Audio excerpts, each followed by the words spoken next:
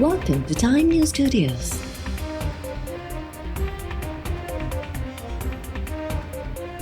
You are watching 12 p.m. Bulletin.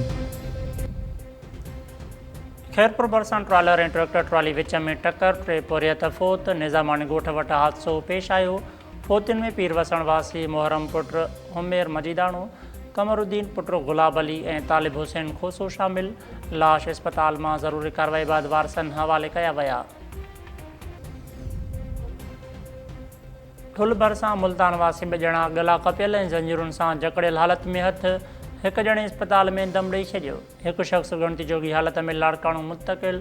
Police मूजिबि C section थाणे जी हद जुमो टखण भरिसां 2 ॼणा गला कपियल ऐं ज़ंजीरुनि सां जकड़ियल हालत में मिलिया। मुल्तान वासी मोहम्मद ज़ाहिद जावेद ज़ख़्मनि जा सूर न सहंदे दम ॾेई छॾियो। मोहम्मद सलमान नाज़ुक हालत में लाड़काणे मुंतक़िल। ज़ख़्मी सलमान जो चवणु आहे त असांखे नौकरी वठी ॾियण जे बहाने घुरायो वियो हो। रोहड़ी स्टेशन तां 1 शख़्स असांखे गाॾीअ तां खयो हो।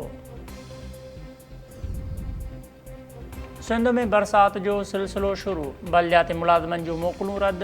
कुनरी, छाछरो, नफ़ीस नगर ऐं बोदर फारम में बरसाति। उमरकोट, नबीसर रोड, टाली ऐं ॿियनि इलाइक़नि में बि वसकारो। मौसमियात खाते जो चवणु आहे त कराची में अॼु खां सूमर ताईं बरसाति जो इम्कानु आहे। अॼु ॾखण पंजाब, बलूचिस्तान ऐं सिंध में हल्की बरसाति जो इम्कानु आहे। सुभाणे खां हिकु ॿियो ऐं मज़बूत सिस्टम मुल्क में दाख़िल थींदो।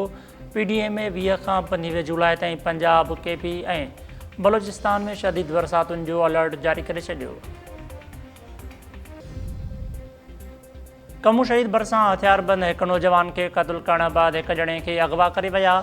गुडू कश्मीर रोड ते नवाज़ाबाद में हथियारबंदनि कार ते फायरिंग करे ॾिनी। नौजवान हमज़ा अली क़त्ल।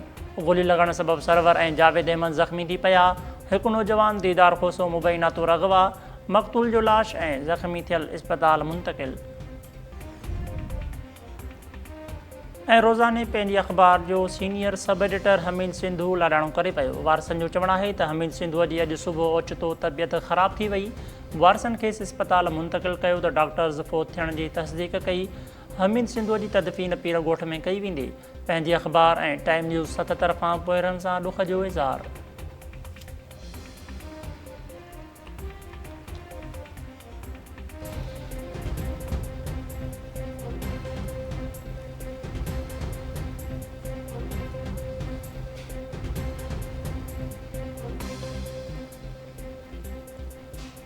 अस्सलामुअलैकुम नाज़रीन, टाइम न्यूज़ में भली कार आहियां अब्दुल हकीम नारे जो हेडलाइन सां ॾिठियूं तफ़सीली ख़बरूं शॉर्ट ब्रेक खां पोइ।